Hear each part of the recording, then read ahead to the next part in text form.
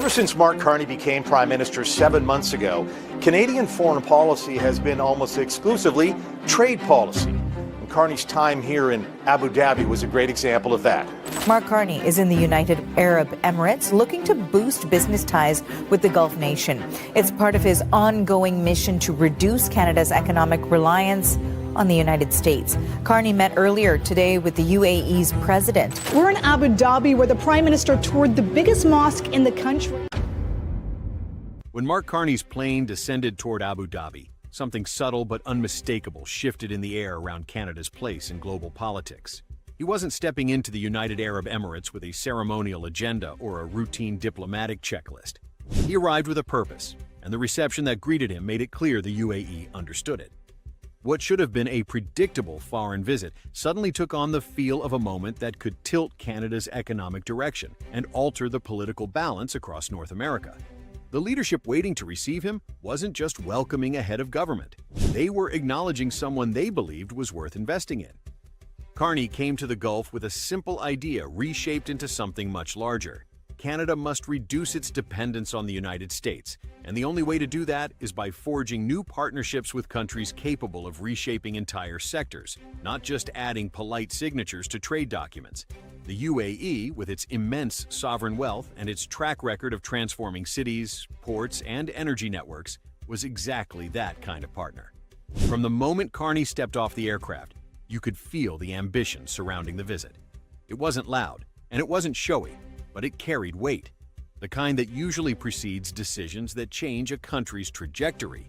Inside Abu Dhabi, where protocol and symbolism matter as much as policy, the tone said everything. The UAE leadership rarely reveals its true intentions directly. Instead, it signals through presence, gestures, and the level of access it grants. Carney received the kind of access reserved for relationships the Emirates intends to cultivate over decades. He wasn't shuffled through brief handshakes or escorted past ceremonial landmarks. He was brought into the rooms where long-range decisions are shaped, the kind of rooms where maps, markets, pipelines, and political leverage are discussed by people who think in timelines longer than most governments survive. For days leading up to the visit, analysts had debated what the UAE wanted from Canada. What was the purpose of rolling out a reception so deliberate, so carefully planned? The Emirates doesn't court every visiting leader this way. So why Carney? Why now? The answer became clearer as conversations unfolded. The UAE sees a strategic opening in the global landscape, and it sees Canada as a rising actor with more potential than its previous governments ever bothered to use. A partnership with Canada at this moment doesn't just promise financial returns. It offers geopolitical influence at a time when traditional alliances are fraying. What made the meeting remarkable was not any single announcement, but the way the discussions unfolded. The UAE didn't want speeches, theoretical frameworks, or vague promises. They wanted blueprints. They wanted execution timelines. They wanted clarity about which bottlenecks had stalled past Canadian projects and what Carney had done to clear them. They wanted specifics on permitting, shipping access, long-term regulatory commitments. They came prepared to talk about engineering routes and market access, not photo ops. For Canada, this was entirely new territory. For decades, Canadian leaders would pitch large projects to foreign investors only to back away the moment domestic political friction emerged. The effect was predictable. Partners lost interest. Funds turned elsewhere. Canada earned a reputation for hesitating at the edge of opportunity.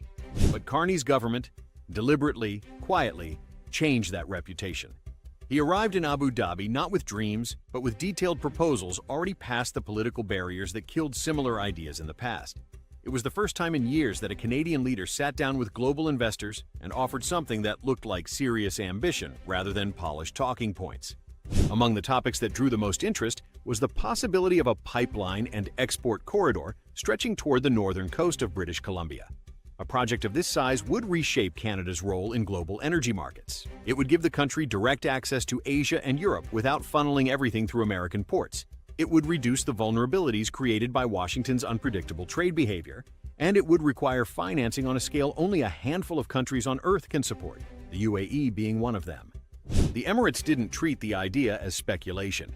They treated it as an opportunity. They wanted to know how quickly engineering assessments could be completed, which provinces were aligned, what federal support looked like, how indigenous partnerships were being structured. They asked the kind of questions investors ask when they're not just curious, but ready. Behind the scenes, this is what caught the attention of Canadian observers. For years, major national projects stalled because of political gridlock, or because funding depended almost entirely on cooperation with the United States. But the UAE offers something different. Long-term capital that isn't rattled by election cycles, congressional feuds, or trade wars. Their sovereign wealth funds have the scale to anchor projects that would otherwise remain trapped in Canadian debate. And they have the patience to invest in decades, not quarters. From the UAE's perspective, the timing couldn't be better. Relations between Canada and the US have been strained by tariffs, border disputes, and an American president who repeatedly signals that old alliances no longer matter. The uncertainty in Washington has forced Ottawa to rethink economic strategy from the ground up. UAE leadership understands this perfectly. They see the vacuum forming as US influence becomes more erratic, and they see value in strengthening ties with a country that is stable, resource-rich, and strategically located between the Atlantic and Pacific. Inside the private meetings, according to those briefed on the tone of the conversations, UAE officials delivered a message with surprising clarity. They believe Canada is entering a period of transition, a moment when it could become far more independent if it leans into alternative partnerships. They made it known they were willing to support that transition, not out of charity, but because a more autonomous Canada benefits their broader geopolitical goals. They spoke not in terms of small projects or isolated agreements, but in terms of strategy, multi-decade, multi-industry cooperation. By the time Carney completed his first day in Abu Dhabi, securing an investment pact, touring cultural landmarks, and meeting the heads of sovereign wealth funds, it was increasingly clear that this trip was about more than diversifying trade. It was about repositioning Canada inside a world where alliances shift rapidly and where countries that hesitate get left behind. The questions swirling in Ottawa weren't small. What would a UAE-funded Canadian export corridor mean for U.S. influence? How would Washington react if Canada develops major infrastructure that bypasses American ports? Would this strengthen Canada's geopolitical hand? Would it deepen tensions? And perhaps the biggest question of all, is Canada finally ready to operate as a country that doesn't rely on its southern neighbor for economic stability? As Carney continued his meetings, the answer began to take shape. The UAE wants to be part of Canada's next chapter, and Carney is giving them a chance to do exactly that. By the time he heads to Johannesburg for the G20, the groundwork laid in Abu Dhabi may already be shifting the balance of Canada's foreign policy.